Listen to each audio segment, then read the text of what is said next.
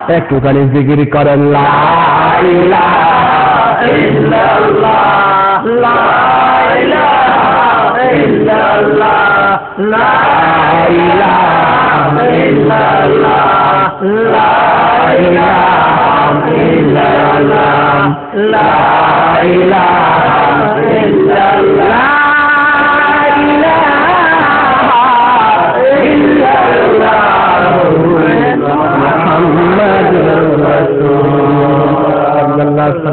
আমার বন্ধুগণ, নবীর স্ত্রীরা পর্যন্ত নবীকে মহাব্বত করতেন, ভালোবাসতেন। নবীর একজন স্ত্রী, নাম তার হযরতে উম্মে হাবিবা বিনতে আবু সুফিয়ান। কি নাম? উম্মে হাবিবা। আপনারা আপনাদের সন্তানদের নাম এরকম রাখেন মিয়া সাহেব। আজকে তো ভালো ভালো নাম বিলুপ্ত হয়ে গেছে।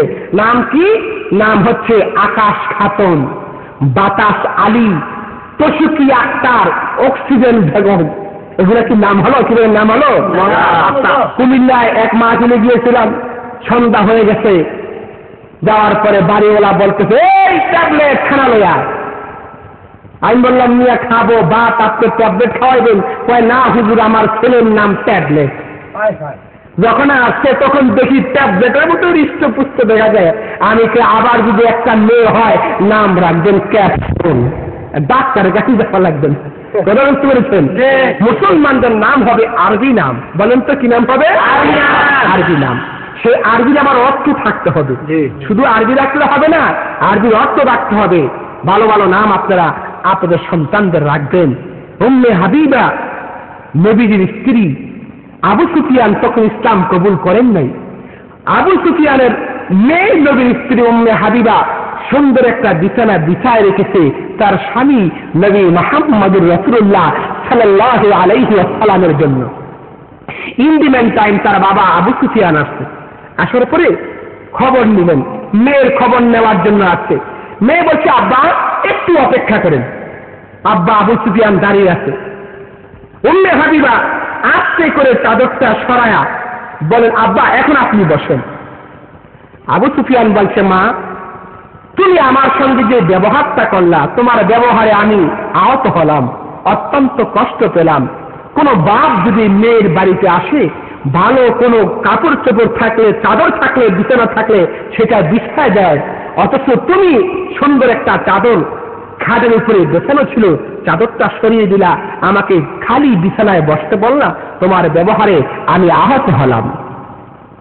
হযরতে উম্মে হাবিবা বলছেন, আব্বাজান যদি আপনি আমার বাবা হয়ে থাকেন, আপনি তো কাফের, ইসলাম তো আপনি কবুল করেন নাই।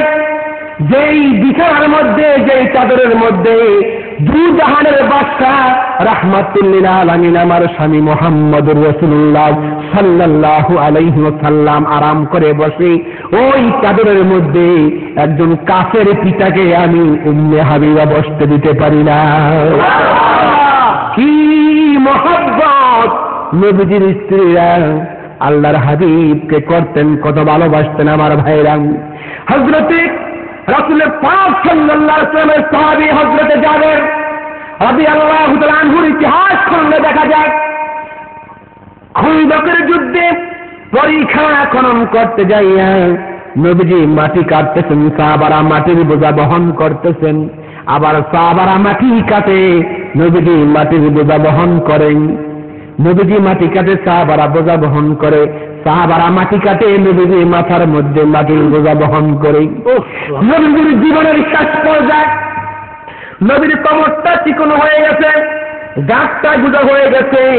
হযরত আয়েশা সিদ্দিকা বলে, ইয়া রাসূলুল্লাহ আপনার কমরটা চিকন হয়ে গেল, গাঁটটায় দেখা হয়ে গেল, কারণটা কি?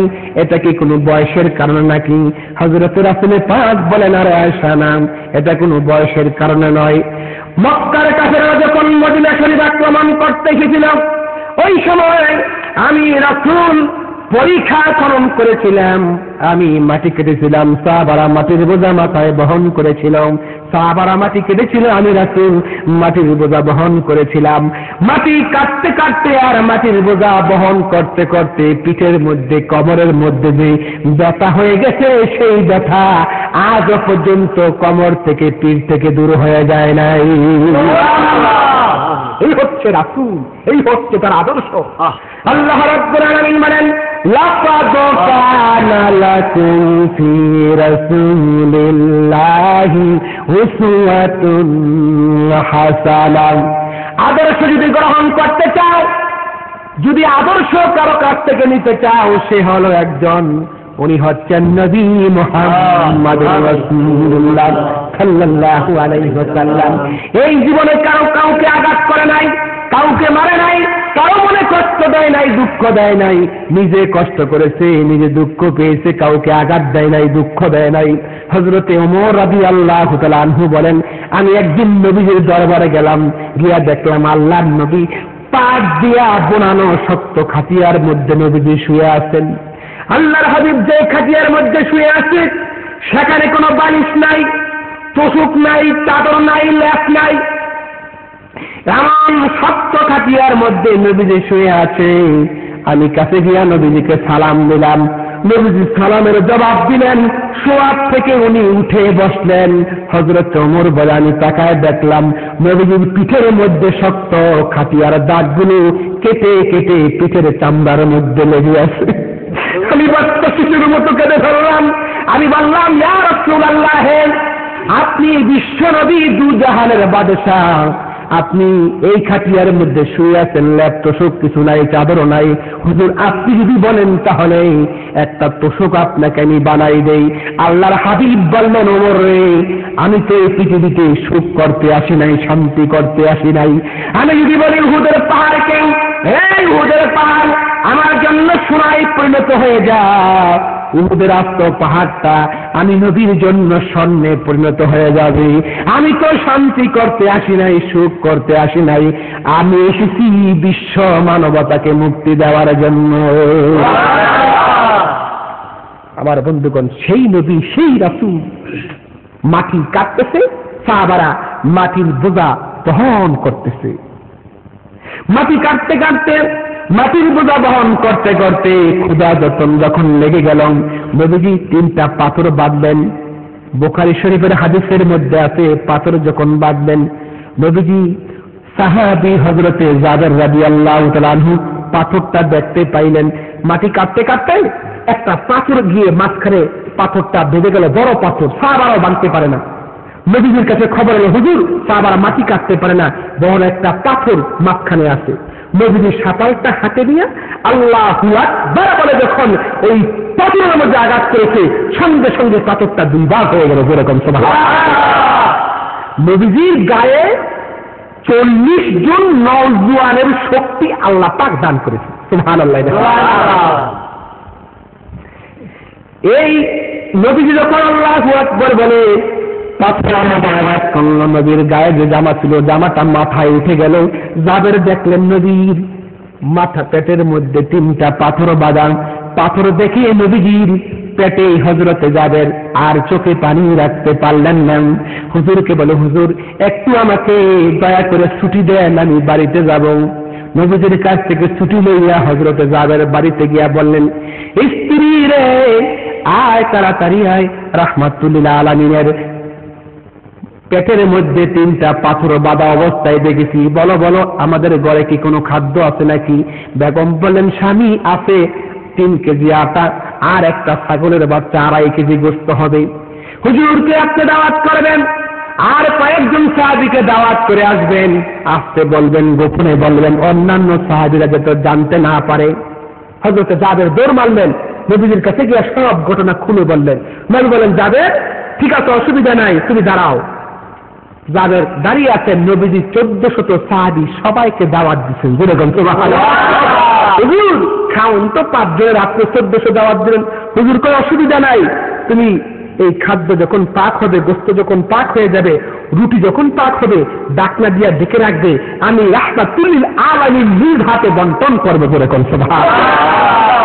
আমার ভাইয়েরা, আমার বন্ধুরা, নবী সাহাবীদেরকে নিয়ে চলে গেলেন জাবেরের বাড়িতে। সন্ধ্যা যখন হয়ে গেল, হযরতে জাবের খাদ্য সব রেডি করে প্রস্তুত করে নবীর সামনে হাজির করলেন। আল্লাহর হাবিব নবী মুহাম্মদ সাল্লাল্লাহু আলাইহি ওয়াসাল্লাম জাবেরকে বলে, জাবের, দাও, আমার কাছে দাও। এদিক দিয়ে একটা ঘটনা ঘটল। যে 2.5 কেজি ওজনের একটা ছাগলের বাচ্চা ছিল, জাবেরের 2টা সন্তান ছিল। এই সন্তান প্রতিদিন সকাল বিকাল এই ছাগলটা মাঠে নিয়ে ঘাস খাওয়াতেন। নবীজির সাহাবী জাবের যে ছাগল জব করলেন ছুরি দিয়া। বড় ছেলে মক্তব থেকে আসার পরে ছোট ছেলে বলে, ভাই শুনেছ আমার বাবা ছাগল জব করে ফেলেছে, নবীজি নাকি আমাদের বাড়িতে বেড়াইতে আসবে। বড় ছেলে কয়ে, কেমনে জব করছে ভাই, দেখবা কেমনে জব করছে? হ্যাঁ চলো। ছুরি নিয়ে গেছে, যেই জায়গায় জব করেছে। বড় ভাইকে ছোট ভাই বলে, ভাই তুমি শুয়ে পড়ো, আমি দেখাই দিই কেমনে আমার বাবা ছাগল জব করছে। ছোট ভাই ছুরি নিয়ে দাঁড়ায় গেছে, বড় ভাই শুয়ে পড়ছে মাটির মধ্যে, ছুরিটা গলার মধ্যে লাগাইতে দিয়ে আছে, গড় গড় করে গলাটা আলাদা হয়ে গেছে। যেরকম সুবহানাল্লাহ, দাউ ধাউ করে রক্ত পড়তেছে। জাবেরের স্ত্রীর কাছে গিয়ে বলতেছেন, জাবেরের স্ত্রী সর্বনাশ হয়ে গেছে, তোমার বড় ছেলেকে ছোট ছেলে জব করে ফেলেছে।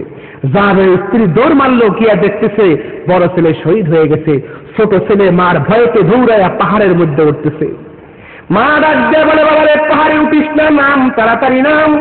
বাচ্চা ছেলে মায়ের ভয়তে যখন পাহাড়ে উঠতে চায়, পাথরের সঙ্গে ধাক্কা লেগে ছোট ছেলে মাটিতে পড়ে গেছে। পাথরের সঙ্গে মাথা লেগে মাথা ফেটে ছোট ছেলেটাও শহীদ হয়ে গেছে। কোন ছেলে শহীদ হয়ে গেল? জাবের এবং স্ত্রী বলেন, স্বামী গো তুমি কেঁদো না। স্ত্রী বলে, তুমিও কেঁদো না। এই 2টা বাচ্চাকে পাকঘরের কোণার মধ্যে একটা কাপড় দিয়া ডেকে রেখেছে। আর রাসূল যখন চলে আসলো, আমার আল্লাহ জানাই দিল, বন্ধুরে তোমাকে মহাব্বত করে জাবের 2 সন্তান কুরবানি দিয়ে দিয়েছে। আমি আল্লাহ রাব্বুল আলামিন তোমার প্রেমের মহাব্বতের প্রতিদান দেব। এই 2 সন্তানকে না নিয়ে তুমি খাদ্য খেতে বসবে না। আমার ভাই, আমার বন্ধুরা, তাই করা হবে। হযরত জাবের নবীর কাছে খাদ্য দিলেন, নবী 1400 সাহাবীকে খাওয়ালেন। খাওয়া দাওয়া যখন শেষ হয়ে গেল, আল্লাহর হাবিব বলেন, জাবের তুমিও খাও। না হুজুর আমি খাবো না, আপনি একা খান। নবীজি বলে, জাবের রে তুমি না খেলে আমিও খাদ্য খাবো না। এ জাবের, তোমার 2টা না সন্তান ছিল, সন্তান 2টা কোথায়?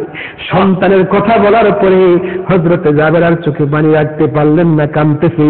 নবীজি বলে, জাবের গোপন করো না, বলো বলো তোমার 2টা সন্তানের নাম কি?